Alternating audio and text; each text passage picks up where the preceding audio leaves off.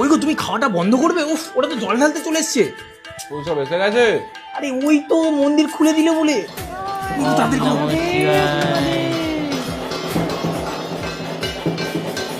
বাবা, আমার কৌশিককে ভালো রেখো।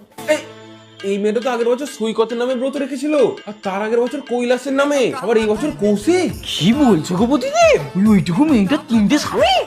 এগুলো স্বামী নয় গো পত্নী, এই এক একটা আসামি হয়ে গেল, কিছুদিন ধরে জেল খাটে আবার চলে যায়।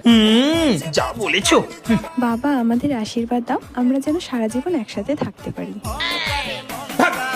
ছোট মেয়ে উচ্চ পরীক্ষা কোথায় সিট পড়েছে? প্রীতি করতে এসছি। এই সুন্দর ছিল মানো আমি আছি।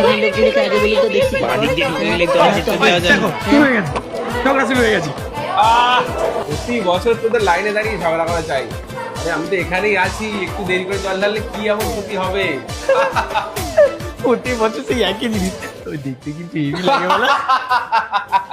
যা বলেছো পত্নী। বাবা, আমার বরটাকে একটু ভালো করে রেখো, বেশি করে ফল দিচ্ছি। এই পত্নী, এটা সেই পালপাড়ার বউ গো। সারা বছর বড়ের যত্ন নেবে না, আর এখানে শিবরাত্রি করতে আছে লোক দেখা।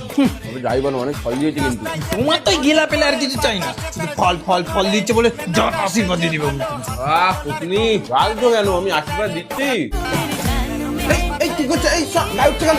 এই তোদের লজ্জা করে না? হ্যাঁ, লোকের বড়ের গায়ে উঠে উপরে উঠে একবারে রিলস করছে। বেরো বেরো। রিলসটা আবার কি গো? ওসব ঘাস টেপো না, তুমি জানো না। আবার দেখো না, এই তোমার চুল সোজা করে করে এসছে, দেখো না। আর দেখো, তাই তো গো, সবাই দেখছে আমার মতো জটা রাখছে। ট্রেন্ডে চলে এলো। ওই তো যারা যারা চুল সোজা করে এসছে আর ওই জটার মতো চুল করেছে, তারা সবাইকে তুমি গে বর দিয়ে দাও। সব গে বর সবার। এই পত্নী দেখো বাউন কত করে টাকা নিচ্ছে গো। আজকে তো ওদেরই কামানোর দিন। আমার টাকা লাগবে না, নিয়ে আছে। ঠাকুর মশাই, আমায় একটু চাল জল দিন না। সারা বছর তোরাই তুই পাবে ভাবে গিয়ে মদ মাংস খাবি, আর আজকে চান্দল দিন না, চান্দল খেতে আসছিস। তারপর বিপি না ছিপি সব খাবে। হ্যাঁ, ওই সব খাবে। নন্দী একবার গুতে গ্যারেজ করে দেখবে একবার। চান্দল খেতে এসছে।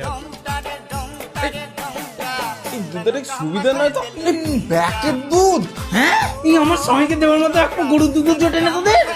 সেদিন আমাকে দুধ দিল নি তো, প্যাকেট দুধ দিল।